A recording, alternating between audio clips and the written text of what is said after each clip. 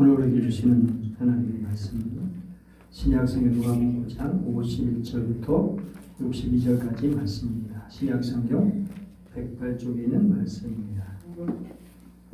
이 말씀을 저와 여러분이 교독해서 읽도록 하겠습니다.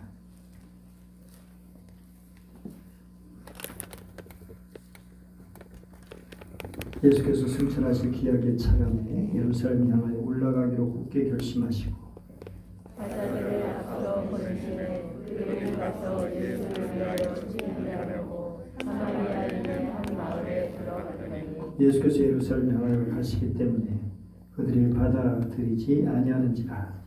제자 야고보와 요한이 이를 보고 이르되 주여 우리가 그를 향하여 하늘로부터 내려 저들을 멸하라 하기를 원하시나이까. 예수께서 돌아보시며 꾸짖으시고 함께 가는 마음으로 갔습니다.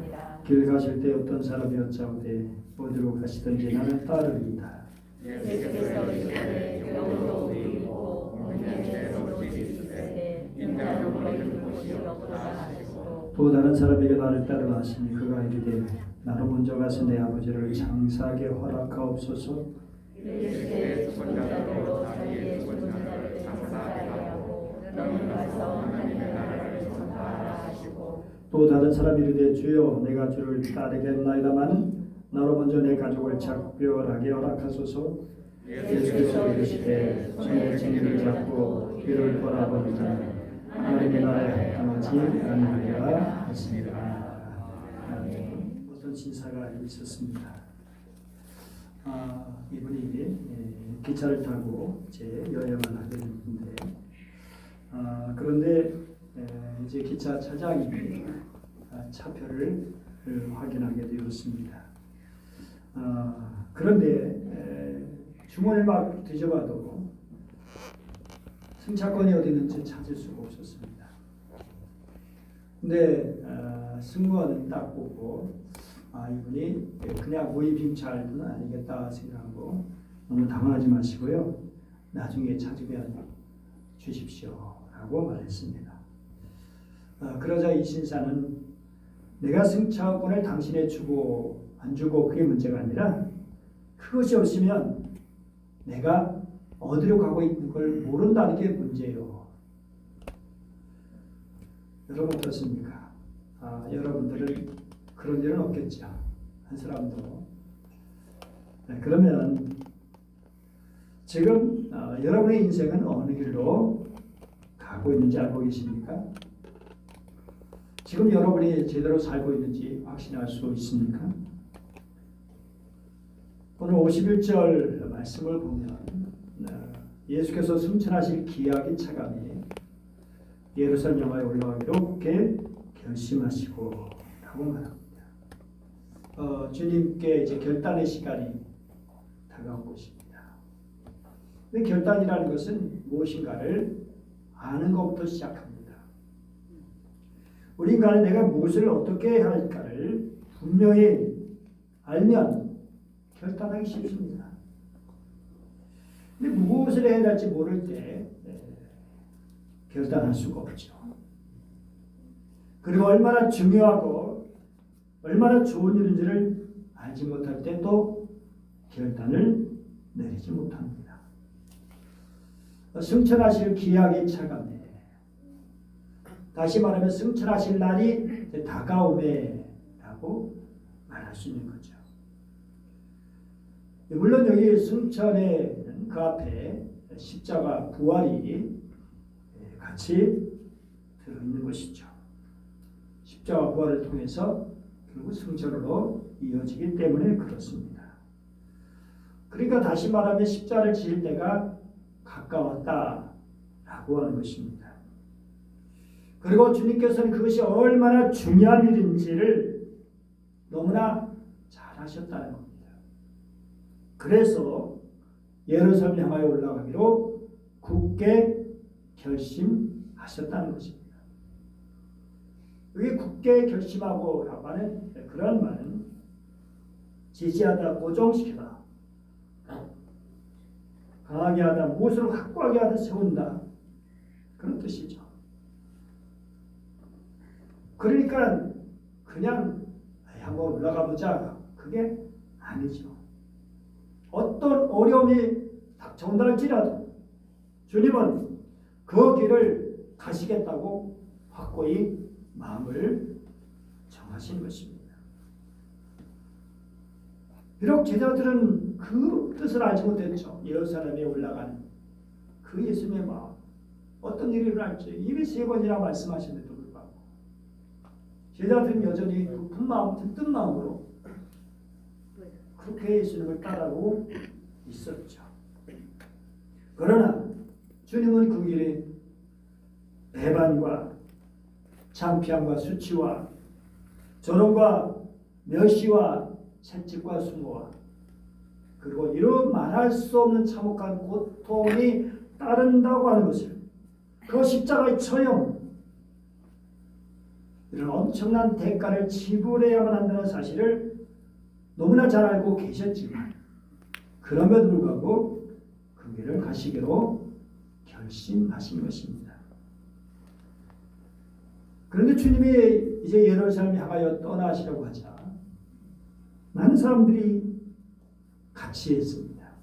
12 제자들이 있었고 막달라 마리아를 위시한 제자들도 있었고 또 주님을 따르던 다른 제자들도 있었습니다. 그리고 물론 일시적인 감정으로 따르던 그런 사람들도 있었습니다. 주님은 이 많은 사람들을 데리고 가시기 때문에 사마리아 사람들이 당황할까 봐 먼저 사자를 보냈습니다. 그런데 사마리아 사람들은 무리하게도 예수님 이력을 영접하지 않았을 뿐 아니라 아예 마을에도 들어오지 못하게 했던 것입니다.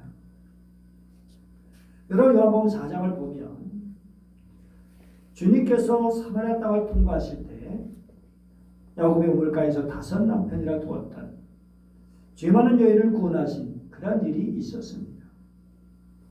그리고 그 일 때문에 그 동네 사람들이 예수님을 만나게 되었고 말씀을 듣게 되었고 그리고 너무나 기뻐가지고 예수님 그 동네에 머물도록 간청드렸고 이로 인해서 예수님과 제자들 함께 묵으면서 대접을 받으셨던 그런 일이 있었습니다. 그런데 뜻밖에도 그런 사마리아 사람들이 이번에는 예수님을 대접하기는커녕 받아들이지도 않은 것입니다. 도대체 무슨 이유 때문에 그런 것일까요? 그리고 주님은 얼마나 답답하셨을까요? 53절 보면 주님이 말씀하시죠. 예루살렘 향하여 가시기 때문에 그들이 받아들이지 않는지라. 예루살렘 향하여 가시기 때문에 사마리아 사람들은 그림심산을 그야말로 성스러운 산으로 여기고 있었죠. 그 산에서 예배를 드렸습니다. 거기 성전이 있었고요. 그런데 능력을 행하시고 하늘 소리를 전한다고 하는 그분이 그림신산을 무시해버리고 예루살렘만 간다고 하니까 미운 마음이 들고 마는 거예요. 자기들의 생각에는 그림신산이 정통인데 그래서 그곳에서 예배를 드려야 마땅한데 그것이 아니라 예루살렘을 간다니 괘씸한 겁니다. 또한 예루살렘은 자기들이 싫어하고 멸시하는 무리가 모인 곳인데 그곳으로 향해 간다고 하니 고깝게 생각했던 겁니다. 당시는 사마리아와 유대인 사이에 매우 고조된 감정 대립이 있었던 때죠. 그래서 이러한 종교적인 또는 지역적인 감정으로 말미암아 예수님을 받아들이지 않고 거절했던 것입니다. 그러니 정말 주님이 안타깝고 답답하셨죠. 왜냐하면 지금 예수님이 예루살렘을 가시는 그 길이 어떤 길인지 올라오셔서 십자가에서 대속의 제물이 되려고 하는데 그것도 모르고 그냥 배척해버리니 실은 답답한 일이 아닐 수 없었죠. 주님은 전에 말씀하셨어요. 이 산에도 말고 예루살렘에서도 말고 너희가 아버지께 예배할 때가 이르리라. 아버지께 참되게 예배하는 자들은 영과 진리로 예배할 때가 오나니 곧 그런데도 여전히 저들은 장소에 얽매여 있으니까, 그래서 거절하니까 얼마나 답답하시겠어요. 이때 제자 야고보와 요한은 자신의 선생님이 모욕당하는 것을 참지 못하고 불에서 주여, 저희가 하늘에서 불을 내리게 하여 그들을 불살라 버릴까요? 여러분, 얼마나 잔인한 마음입니까? 제자들이 얼마나 흥분했는가, 또 얼마나 당당한가 보여주고 있어요. 아니, 지금 예수님이 어떤 분인데, 예수님이 예루살렘 올라가서 그렇게 이제 귀하게 되실 분인데 그것도 모르고 저것들이 그런 생각이겠죠. 하지만 주님은 돌아보시면서 꾸짖으셨어요. 그리고 적게 하는 사람들을 흠이 하나 온유하고 노롭게 대하셨죠. 왜냐하면 주님은 아셨기 때문입니다. 왜냐하면 왜 사마리아 사람들이 그토록 적대적으로 대하는지. 비록 저들의 행위는 잘못된 것이지만 주님은 오히려 그들을 친근히 여기셨어요. 그렇지, 유대인들의 멸시와 천대 때문에 저 사람들이 그런 것이지. 주님은 겉으로 드러나는 행동만 보신 것이 아니라 그 마음을 보시는 거예요. 그리고 그들을 얼마든지 이해하시고, 그리고 거기서 말없이 떠나신 거예요. 정말 주님이 왜 십자가를 지시는 것입니까? 왜 예루살렘으로 올라가시는 것입니까? 죄를 향한 뜨거운 사랑이 있기 때문이잖아요. 그 사랑으로 구원해 주시기 위함입니다. 그리고 그 속에 누가 들어있어요? 누구도? 사마리아 사람들도 들어있는 거예요. 정말 주님은 저들에게도 구원을 베푸신 것이 마음의 뜨거운 소원이었잖아요. 히브리서 12장 2절 보면 그는 그 앞에 있는 기쁨을 위하여 십자를 참으사 부끄러움을 개의치 아니하시니라. 남들 보기에는 부끄럽고 수치스럽고 엄청나게 이런 조롱받을 모습이지만 주님은 그 부끄러움을 개의치 않으셨어요. 왜냐하면 그 길은 사랑의 길이고 생명의 길이기 때문에. 주님의 부끄러울 일이 뭐가 있겠어요? 주님은 떳떳하셨죠. 비록 저들이 거절하고 박대하지만 그럼에도 불구하고 주님은 아버지께서 저들을 위해서도 자신을 보내셨다는 것을 결코 잊지 않으셨어요. 그래서 주님은 제자들을 보시면서 꾸짖으신 거예요. 그리고 어떤 사부를 보면 이렇게 말씀하시는 게 기록되어 있어요. 사람의 아들이 온 것은 사람을 멸망시키는 것이 아니라 구원하려는 것이다. 그리고 다른 마을로 가셨어요. 얼마나 너그럽고 온유하신 모습입니까?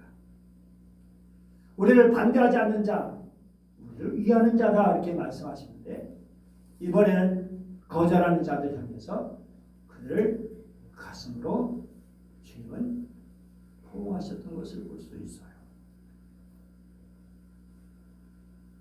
이런 주님의 사랑 때문에 결국 사마리아 사람들에게도 복음이 전해졌어요. 사도행전 8장 보면 예루살렘 교회에 큰 박해가 있을 때 성도들이 흩어지게 되었고, 그리고 안수 집사 빌립이 사마리아에 들어가서 그리스도를 백성들에게 전했죠. 그래서 그 백성들이 일심으로 예수 그리스도를 믿게 되었습니다. 그리고 베드로와 요한이 거기 가서 그것을 확인하고 그들이 안수했을 때 성령이 임하신 것을 보여주고 있습니다. 그리고 이런 정말 불을 내려 잔인하게 말했던 사도 요한, 나중에 어떻게 됐죠? 그렇게 그 귀한 사랑의 사도가 되었습니다. 주님의 넓으신 사랑, 그 사랑을 깊이 깨닫고 체험하고, 그래서 그 인성이 변화되어진 거예요. 사랑하지 않은 자는 하나님을 알 수 없나니 하나님은 사랑이시니라. 그렇게 말했죠. 여러분의 주님의 길은 참으로 험한 길, 고통스러운 길이지만 그러나 그 길은 사랑과 구원과 용서의 길입니다. 생명의 길입니다. 그러므로 정말 그 길을 더욱더 걸어가시는 주님의 모습이 얼마나 멋진 것입니까?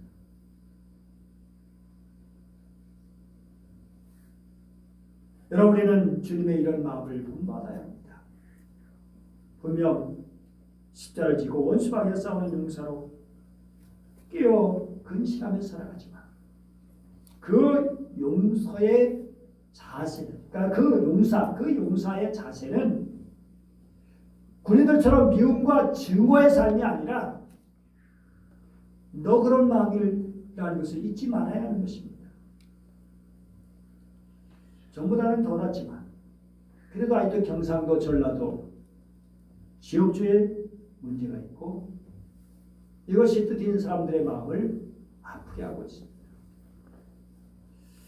저는 경기도에서 태어나고 10살에 이제 서울로 이사가서 살다가 87년에 상주 화순면 봉천교회로 오게 되었습니다. 그래서 경상도에서 35년간 목회를 하게 되었습니다. 그래 이제 경상도 사람 다 됐다 말할 수도 있겠죠. 근데 이 경상도 와서 제가 제일 안타깝게 생각한 중에 하나가 호남 사람들을 이해하지 못하고 무조건 미워하고 싫어하는 그런 분들이 많았다는 사실입니다. 더군다나 신앙이 좋다는 분들 중에서도 말이죠. 물론 이것은 그동안 그분들이 들었던 그 언론의 잘못된 것으로 인해서 왜곡, 거짓 뉴스에 그렇게 세뇌가 되었기 때문에 그래서 안 좋은 시각으로 바라볼 수밖에 없었겠죠. 그런데 여러분, 이러한 일은 우리 역사 발전이나 신앙적인 측면에서 결코 유익한 일이 아니죠. 주님이 기뻐하시는 것도 아니고요. 진정 예수 믿는 우리는 사랑과 너그러움을 가지고 이해하고 용서하는 마음, 나를 미워하고 거절하는 사람들일지라도 너의 마음을 서운하게 하고 속상하게 만드는 사람일지라도 사랑하고 가슴을 품는 넓은 마음이 필요하고요. 그런 마음이 있을 때 진정 상대를 변화시키기도 할 수 있습니다. 바로 이것이 우리를 구원하신 주 예수 그리스도의 마음이기 때문입니다. 주님이 예루살렘 향해서 올라가실 때 갑자기 한 젊은이가 주님 앞에 나타났습니다. 이 젊은이를 큰 결단한 것 같아요. 어디로 가든지 나는 따르리다. 참 대단한 결단입니다. 어디로 가시든지 어느 곳이든지 어느 때든지 그 어떤 목적이든지 그 길이 어렵든지 험하든지 저는 따르겠습니다. 얼마나 그 계획이 가성합니까? 이 고백이 정말 진실한 고백이냐 아니냐 우리는 구별할 수는 없어요. 다만 주님의 대답으로 구별할 수 있어요. 주님께서 이런 진지한 고백에 대해서 뭐라고 말씀하셨죠? 여기도 굴이 있고 궁중에서도 집이 있으리 인자는 머리 둘 곳이 없도다. 주님께서 그의 제안을 거절하신 것도 아니고요. 또 그를 실망하게 하려고 말씀하신 것도 아니죠. 중요한 것은 그 사람의 핵심 전국을 찌르신 거예요.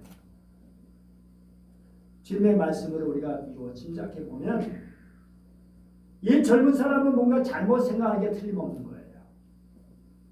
아무도 예수님께서 예루살렘 올라가시는데 그러니까 왕이 되기 위해서 올라가신 것 같아. 그러면 메시아 왕국이 건설될 거고, 그러면 내가 이분을 따르면 한 자리를 차지하고 내 장래가 보장될 것이다. 그래서 예수님이 어디로 가신지 따르겠다고 그렇게 말하고 있는 거예요.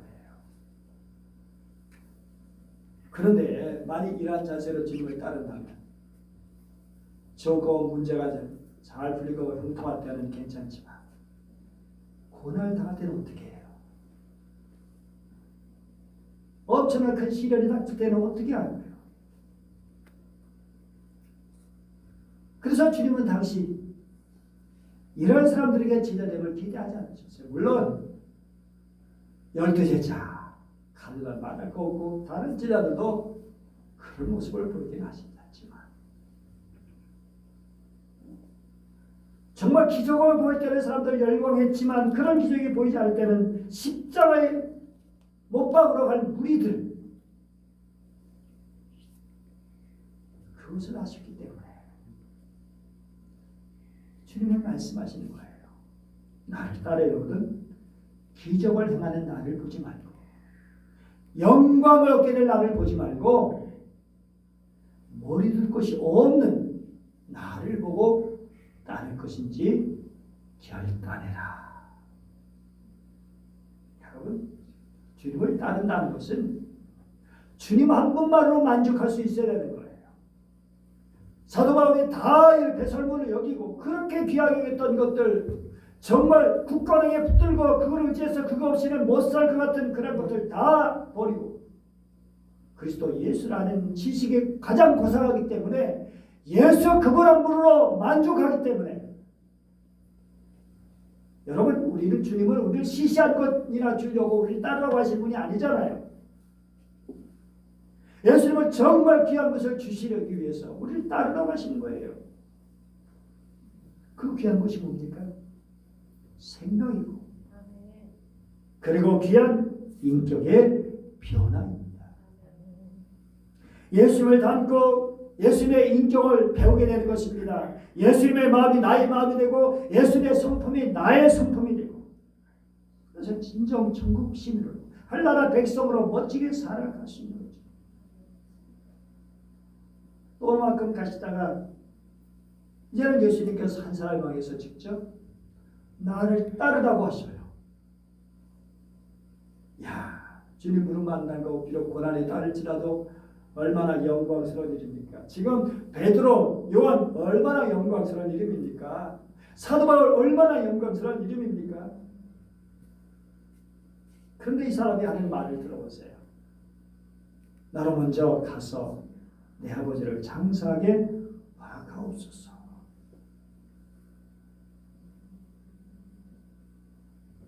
초청을 거절하기 위해서 먼저 부치를 장사하게 해달라는지 아니면 따라오고 싶지만 부모 공경하는 것이 문제가 되는지 알 수 없지만 주님께서 이렇게 냉정하게 말씀하셔요. 죽은 자들로 자기 죽은 자들을 장사하게 하고 너는 가서 하나님의 나라를 전파하라. 여러분, 예수님의 이 말씀에 대해서 어떻게 생각하십니까? 어떻게 보면 예수님의 말씀은 어떤 이해가 안 되기도 하고 무례인 것 같기도 하고 상식에 안 맞는 것 같은 그런 말씀들이 왕왕 있죠. 그런데 이 말씀에 대해서 학자들은 그렇게 받아들일 필요는 조금도 없다고 말합니다. 왜냐하면 아마도 10중 8구 그 사람의 부친은 죽지 않았거나 거의 죽어가고 있지도 않는다. 그의 말은 아마도 나는 나의 부친이 돌아가신 후에 당신을 따르겠습니다 라고 하는 그런 말이라는 거예요. 물론 그때 상황이 어떤지 정확히는 아무도 모르지만 여기가 문제가 되는 단어는 먼저라는 것입니다. 먼저. 너로 먼저 가서 내 아버지를 장사하게 허락하옵소서. 또 길을 가시다가 또 한 사람이 주님 앞으로 뛰어들었습니다. 이 사람들 대단한 결심을 한 것 같아요. 주여, 내가 주를 따르겠나이다마는 나로 먼저 내 가족을 작별하게 하소서. 여러분 열왕기상 19장 19절 20절 말씀 보면 엘리야가 이제 엘리사를 부르는 장면이 나와요. 하나님의 말씀을 따라서. 그때 엘리사가 이렇게 말해요. 청하건대 나를 내 부모와 입맞추게 하소서. 그리한 후에 내가 당신을 따르리라. 부모니까 작별 인사를 하게 해달라는 거예요. 그러자 엘리야가 어떻게 말했는가요? 어서 가보게. 내가 어찌 작별 인사를 금하겠는가. 공동 번역에 그렇게 되어 있어요. 정말 그렇죠? 그런데 예수님은 어떻게 말씀하셨는가? 라고 하는 거예요. 내 가족을 작별하게 해달라고 했는데 엘리야는 그것을 허락했는데 이제 주님의 말씀 보세요. 우리 같이 한번 읽어볼까요? 예수께서 이르시되 손에 쟁기를 잡고 뒤를 돌아보는 자는 하나님의 나라에 합당하지 않으리라 하시니라. 여러분 쟁기가 뭔지 아시나요? 우리 젊은 우리 학생들은 모를 수 있겠죠. 쟁기라는 것은 소나무 안에 끌려 논밭을 가는 농기구예요. 지금 쟁기를 잡고 있어요. 이 논 부분이. 예.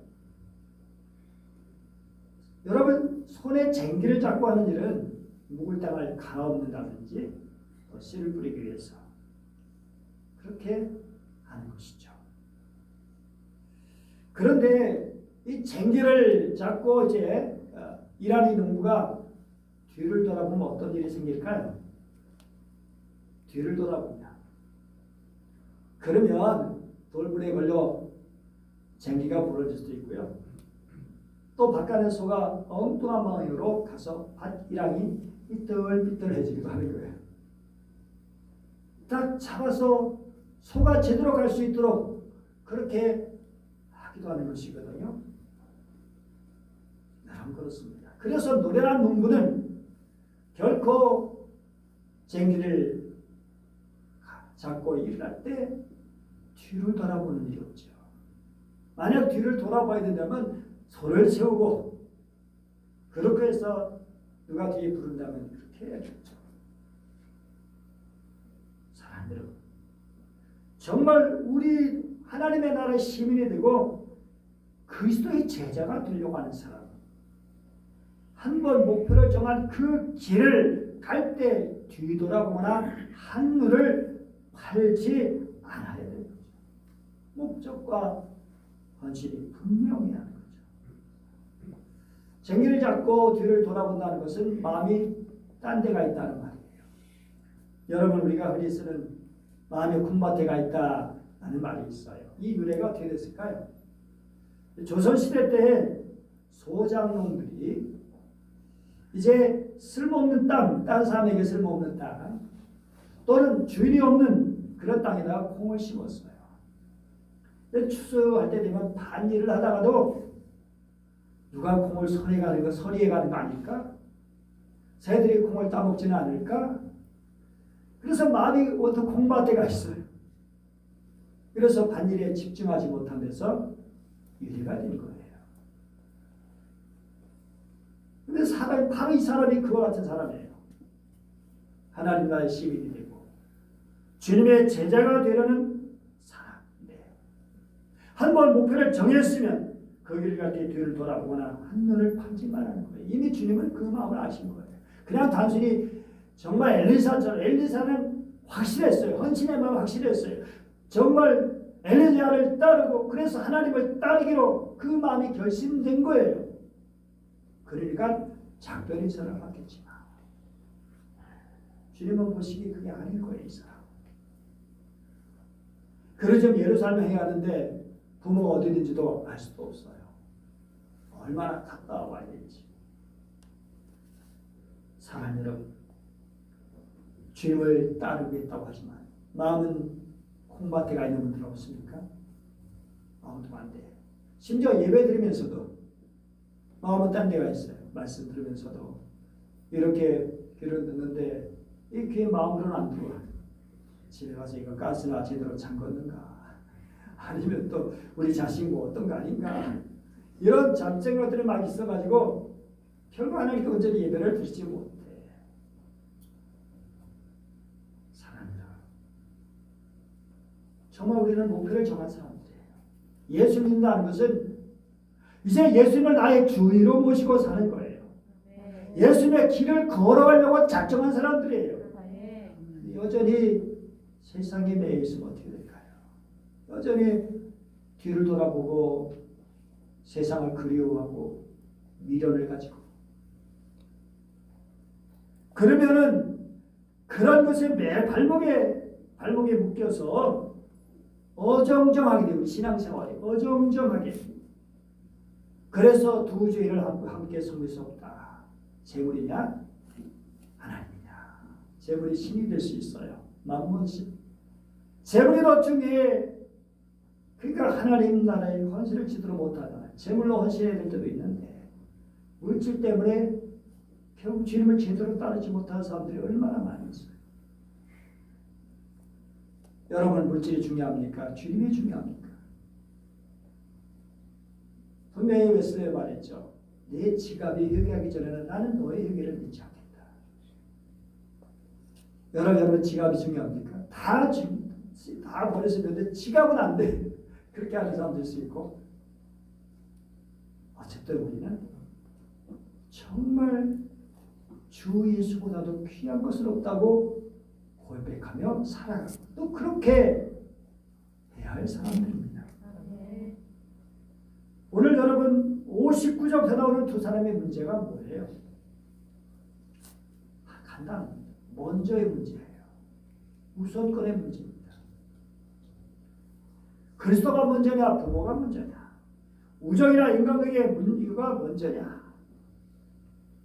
여러분 윤리적으로 말하면 당연히 부모가 먼저죠. 인간적으로 말하면 당연히 우정이 먼저고 인간관계가 우선이죠. 그러나 신앙적으로 말하면 주님이 우선입니다. 그리스도가 먼저입니다. 여러분 저는 우리는 윤리와 신앙사회에 방황할 때가 많아요. 그래서 신앙생활 잘하다가도 가족의 반대에 부딪혀가지고 봉사를 포기하고 신앙도 포기할 수가 있어요. 여러분 신앙은 윤리적 차원보다 훨씬 높은 거예요. 그런데 윤리의 차원만 머무는 사람이라면 인간적인 사람은 될 수 있지만 하나님의 사람은 될 수 없어요. 여러분 예수님은 일의 우선순위를 바로 정할 것을 가르치셨어요. 예수님 생각하는 거 먼저.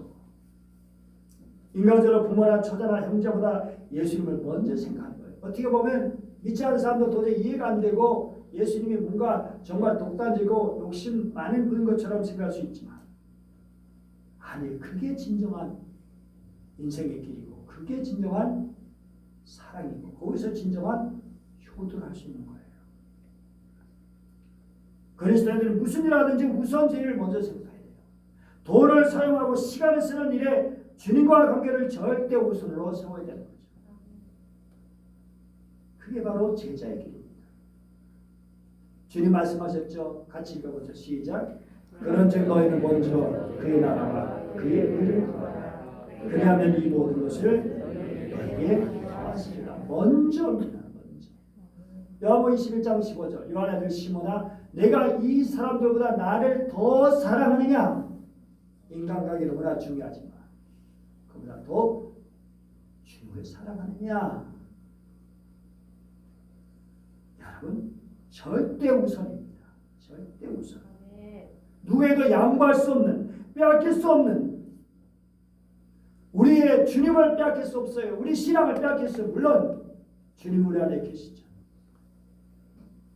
사랑하는 다른 것을 다 빼앗길지라도 믿음만큼은 빼앗기지 않으시기를 간절히 바랍니다.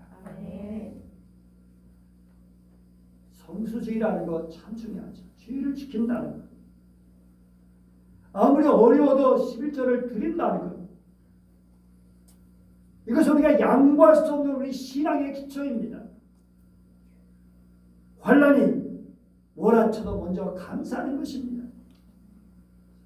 답답한 일을 당해도 기도하는 것입니다. 신앙이란 먼저 아는 것이고 무엇이 중요한가를 아는 것입니다. 먼저가 제대로 되지 않는다.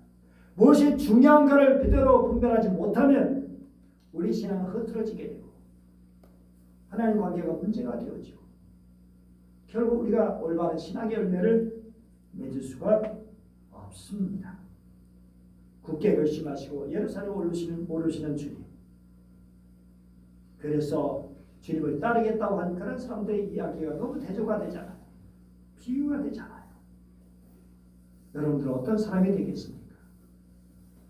먼저 우선순위를 바르게 지도고 하나님의 길을, 주님의 길을 걸어간 여러분 되시기를 간절히 축복합니다. 기도하겠습니다. 은혜로우신 주님, 감사합니다. 저들 사랑해 주시고 말씀을 주시니 감사합니다. 귀한 말씀을 가슴에 새기고 우리 주님이 부르시는 그 길, 하나님의 길, 주님의 길을 잘 걸어갈 수 있도록 도와주옵소서.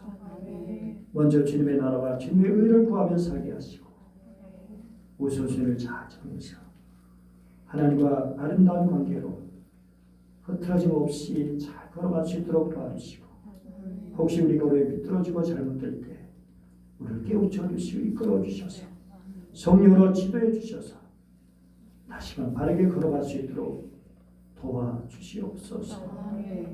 간절히 원하며 귀하신 주 예수님의 이름으로 기도드립니다.